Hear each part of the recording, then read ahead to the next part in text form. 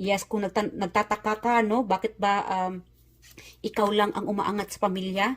Because you are meant to encourage, para ma-encourage mo ang pamilya mo, ang mga kapatid mo, or ang mga tao sa paligid mo.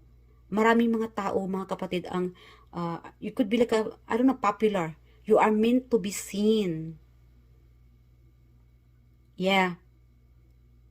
Maraming mag-a-admire sa iyo because you are meant to be attractive. Mag-a-attract ka talaga. You are like the light, a walking light. Yes, that's the energy na kukuha ko dito. You are a kind of a walking light. Yes, you enlighten a lot of people. You help a lot of people. You travel around the world. You are meant to be seen.